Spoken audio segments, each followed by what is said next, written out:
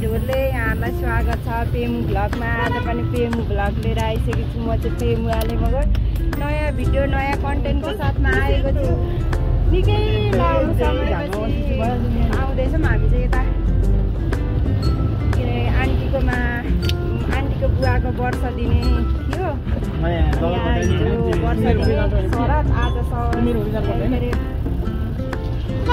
आज चाहिँ पूजा छ, त्यही भएर जाँदैछु। मेरो को हो नाम भन?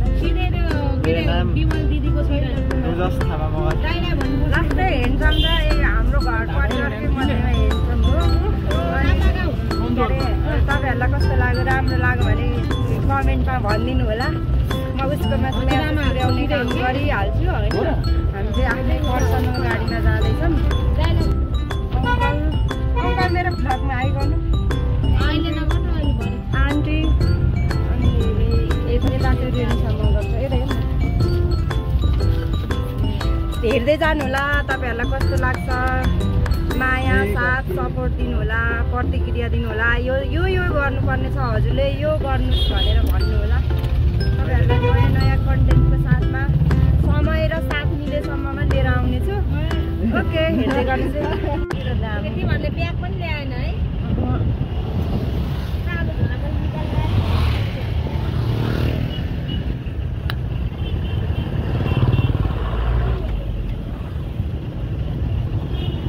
गाइस हामी आइपुग्न आँट्यौँ। एउटा कुरा सुने नि पुरै सबै भन्दै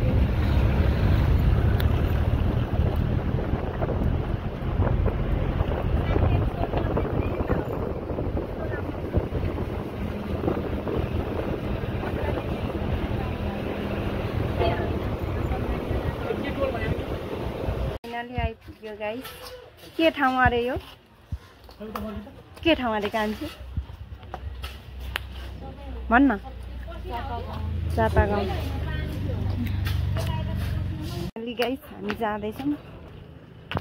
यस्तो भइरहेको, त्यस्तो राम्रो पाएर हिँडेको छुइनँ। यस्तो रहेछ ठाउँ चाहिँ, बबाल छ कि।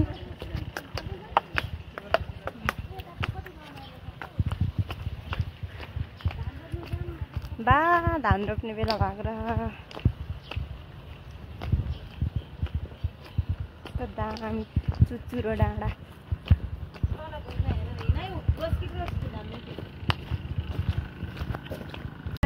हामीले फर्किँदैछौँ राति परेको अवस्था।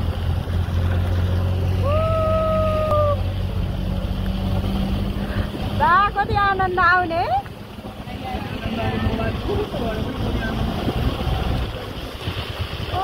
गाउँ सहर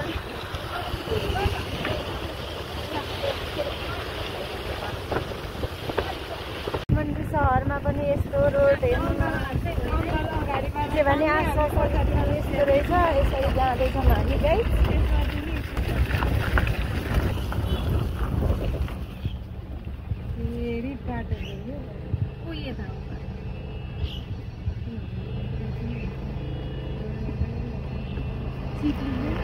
होइन स्कुटी जान्छ, गाडीमा जता लक गयो त्यतै जानुपर्छ भन्दो रहेछ।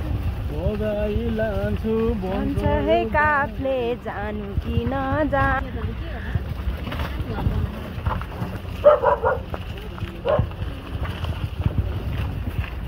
त्यहाँ हेर्नु त, त्यो जङ्गलमा पनि घर रहेछ क्या, बत्ती बलिरहेको। अब चाहिँ ऊ त्यो मन्दिर भनेको क्या मैले। यसरी जाँदैछौँ हामी चाहिँ। रात परिसकेको छ। अङ्कल हेर्नु त यता केही शब्द जाओस् त तपाईँबाट, 2-4 शब्द। हजुरआमा कहाँ आइरहेको छौँ? के को लागि जाँदैछौँ हामी? भेटघाटको लागि है। उता छ्यामा हुनुहुन्छ, उता म छु। फाइनली मेरो इष्ट मित्रहरू।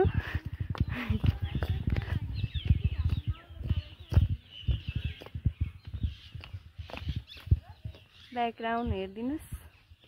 मलाई कस्तो कस्तो काली देखिरहेको छ। यस्तै बाटो हुन्छ हाम्रो खोटाङमा। अनि टक्क यसै गरी घाँस काट्नु जान्थ्यौँ। यस्तै हुन्छ भटमास। यो भटमासलाई ढुकुरले खान्छ थोरै होइन थोरै रुङ्नु पर्दैन कति राम्रो हाम्रै गाउँमा जस्तो हुँदो रहेछ चिलाउने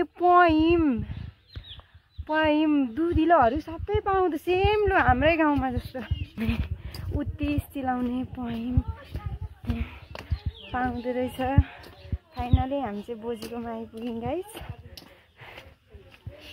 चिलाउनेको बोटहरू देख्नुहोस् फाइनली हामी बजेको घर आइपुग्यौँ के भन्नुपर्छ हामीले नमस्ते बुझे